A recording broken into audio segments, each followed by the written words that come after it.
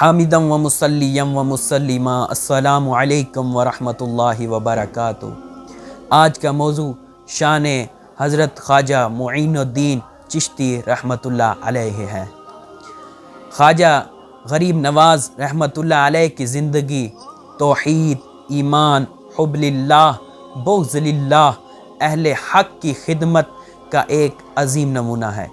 آپ کا پورا نام حضرت معین الدین حسن چشتی ہے۔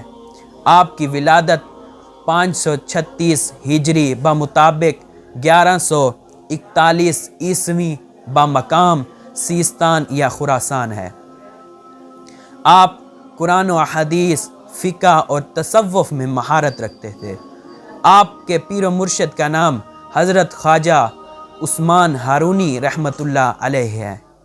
آپ کا لقب غریب نواز ہے۔ غریب نواز کہنے کی وجہ آپ غریبوں کی مدد کیا کرتے تھے۔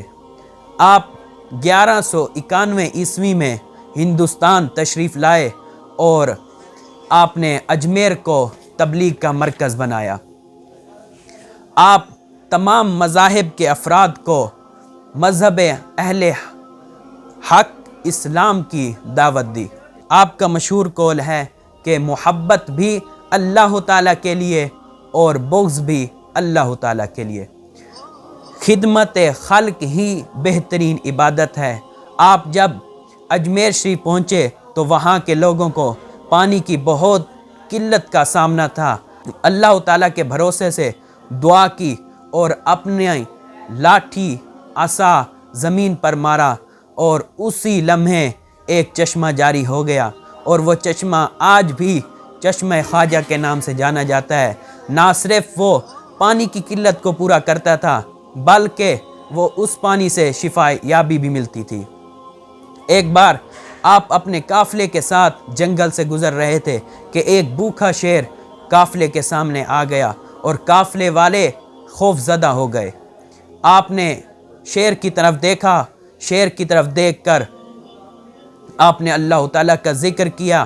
شیر خاموش ہو گیا، پرسکون ہو گیا، خاموش ہو کر آپ کے قدموں میں آ کر بیٹھ گیا۔ ایک حاسد جادوگر نے آپ کو آزمائش میں ڈالنے کے لیے کہا کہ آپ جلتے ہوئے تندور کے اندر بیٹھ کر دکھائیں۔ آپ نے اللہ تعالیٰ کا نام لیا اور تندور کے اندر داخل ہو گئے۔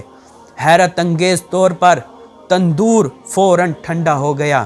لوگ اس واقعے سے متاثر ہو کر آپ کے معتقد بن گئے، کیونکہ اللہ تعالیٰ کے ولی کو دنیا کی کسی آگ کا خوف نہیں ہوتا، کیونکہ اللہ کے حکم سے محفوظ رہتے ہیں۔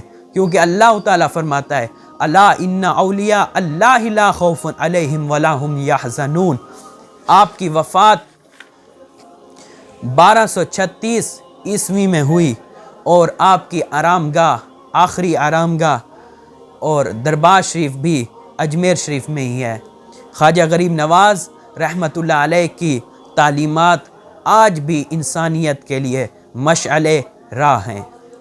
یا اللہ ہمیں آپ کے قدموں پر چلنے کی توفیق عطا فرمائے۔ آمین ثم آمین۔